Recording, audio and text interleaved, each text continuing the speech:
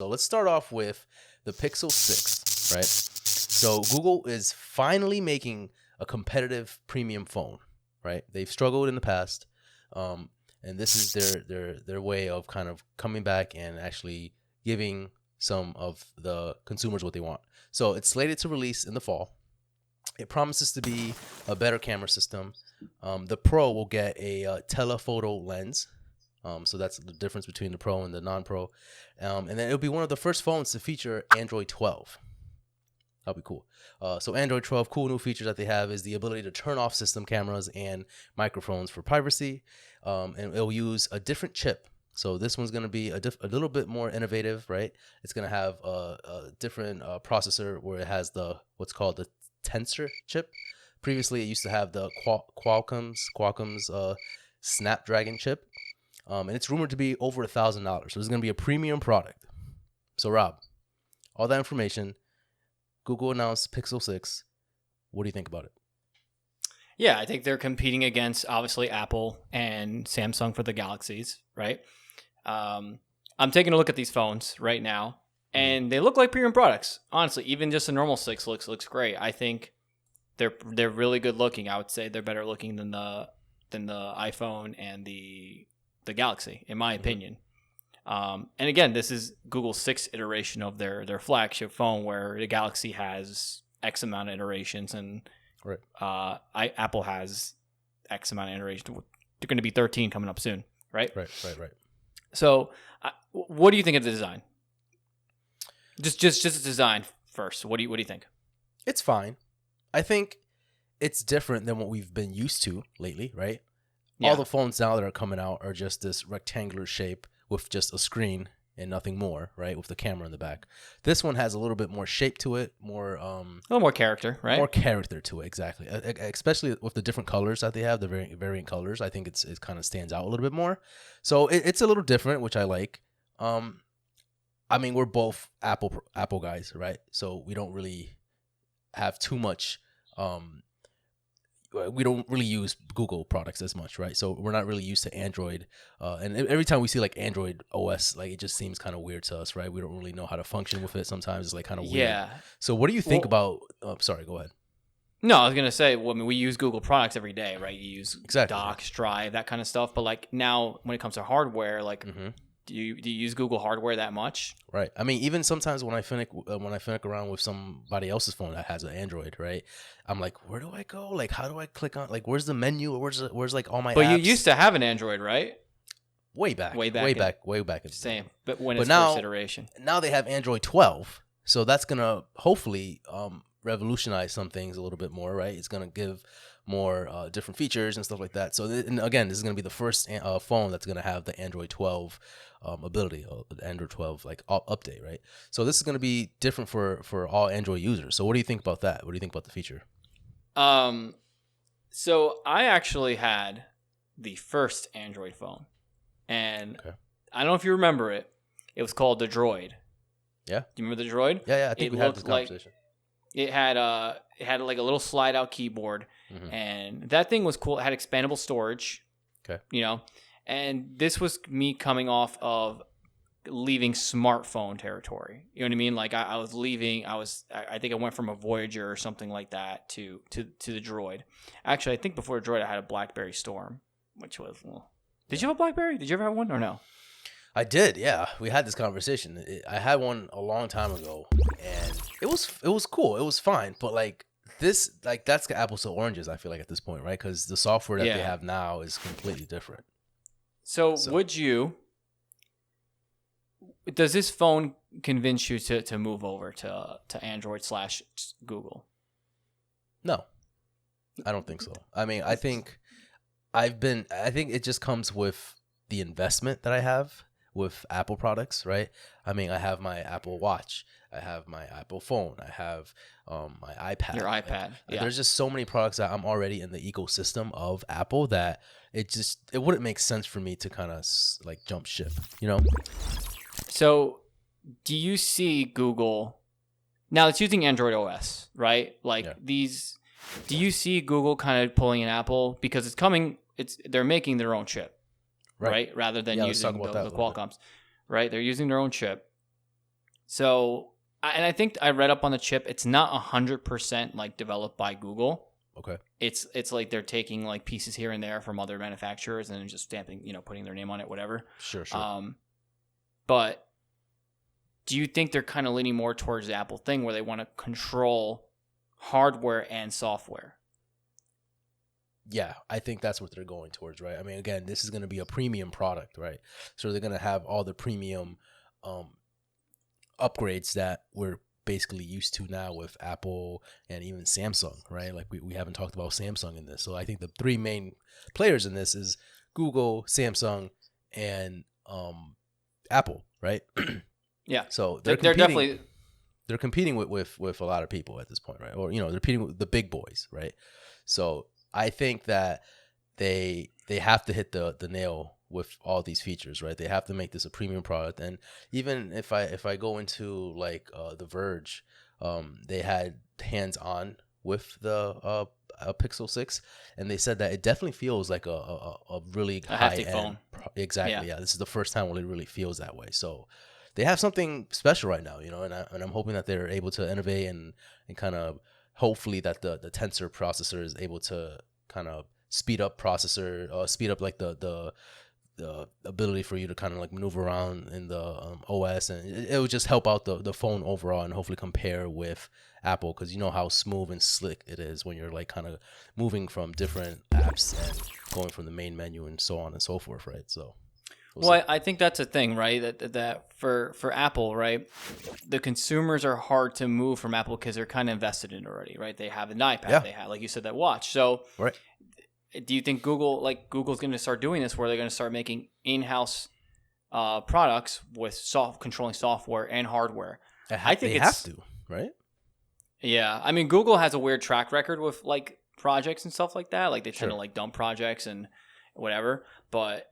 I mean, they could be onto something with this phone. I know a lot of people like the open source kind of thing where they have the flexibility of Android. Sure. But me personally, I just need this thing to work, right? I need it to be controlled. I don't need it to be, I don't want to have to, put an emulator on here or something like that, or like, sure. I just need my phone to work make my everyday life easier. That's all. And I'm not saying Android phones can't do that. I just like the simplicity that exactly. Apple you hit the nail right there. So two things. It needs to work, like you said, right? And it needs to be simplistic. It needs to be convenient, right, for the consumer. Apple does that. Like it hits that right off from the get, right? Like you have, again, everything talks to each other. Ecosystem, right? You have everyone invested in that. So you have your iPhone, you have your Apple Watch. They all talk to each other. You don't have to even look at your phone now. And I feel like, excuse me, I feel like the Pixel and their new processor has to kind of be that innovative to kind of work with everything and have everything talk to each other. Because otherwise, if it doesn't, you're kind of still separating your loyal fan base from different products, Whereas Apple and Samsung, they have this ecosystem where everything talks to each other. So you just feel like you're invested. You're so invested in this that why would I jump ship to Google Pixel when everything's convenient. Everything I have works. Everything I have, I don't need to switch over. You know what I mean? So that's the thing too, is like we moved to Apple when we were younger, right? When we were in our early 20s, like that's when we kind of made the move to Apple. Now I think I hate to say it, but like I feel like I'm just going to always do Apple for the rest of my life. As crazy as that sounds, like why would I change? Unless like Google, the other manufacturer, made something like that was so unbelievably better. Right. There's no reason for me to leave that ecosystem if I was just disappointed, Do you think they're too late in that sense? I mean, they could probably have the people that they have already invested and kind of keep them there, but would it be harder for them to bring newcomers and new consumers in now that people are invested in other products? No, I think it's never too late, right? Never too late to try and grab an audience. And again, the phone is attractive. Like if I was to like grab all three, I was to grab the iPhone 12 Pro and the Galaxy S10, is that how I think?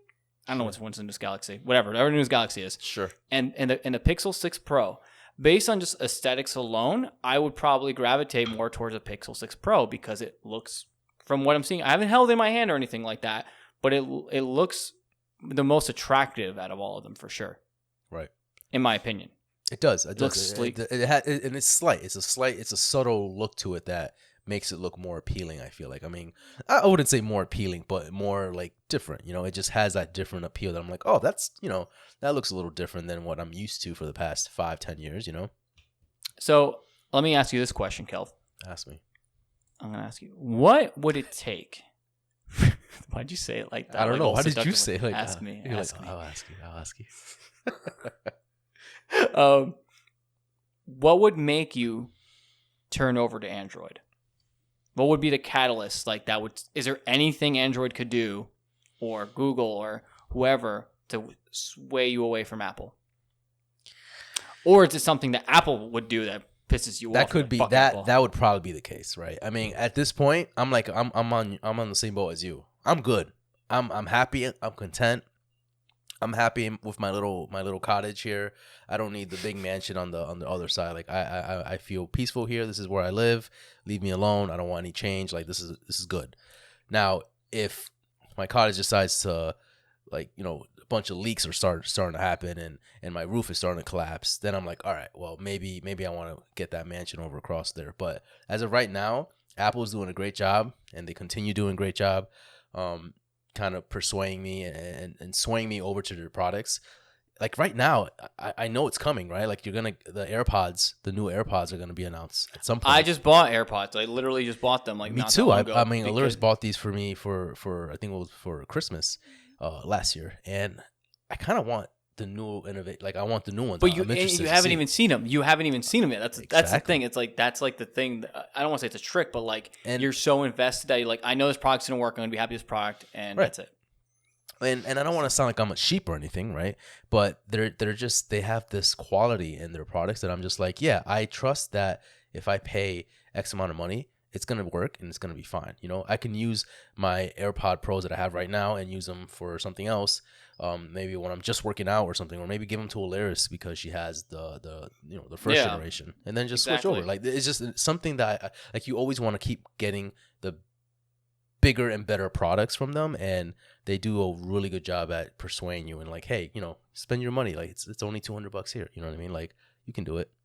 Yeah. Now the fucking AirPods, the what are they called? The fucking Beast? AirPods Max. Yeah, AirPods Beast. Yeah, I'm all set with that. That's I will say. I'm not trying to sound like an asshole right now, but I have a pair of Bose Quiet Comfort 2s, right? The nice over-ear noise canceling ones, right? Yeah. And I like those. I love them. They're great. They still feel brand new to me, right? I went and tried the AirPods Max. Ooh, you want to talk about like a premium product? Those felt nice. They look nice. Split second, I was like, maybe I could get these, you know? Yeah. But I was like, stop. You know what I mean? Like, how much are they?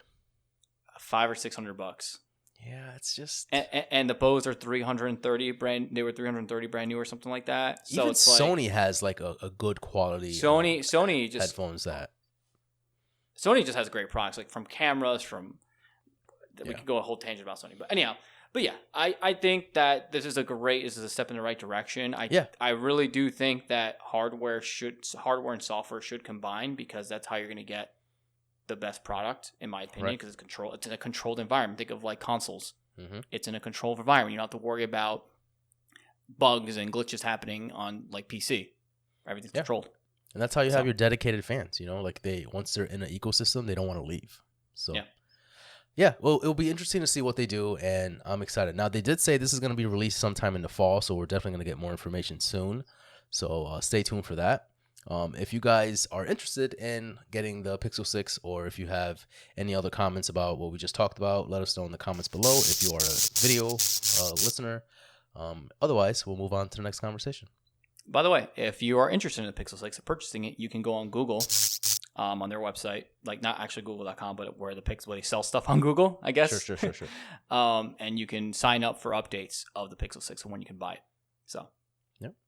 If you're enjoying this podcast, ladies and gentlemen, give us a follow on all social medias if you can, and we really appreciate it. And if you can follow us on any podcast services that you follow, that would be really appreciated. Also, if we suck, let us know if we suck. Yeah. Let us know. tell Like literally, just tell us like you guys need to work on XXX because we take that feedback seriously, and we appreciate it.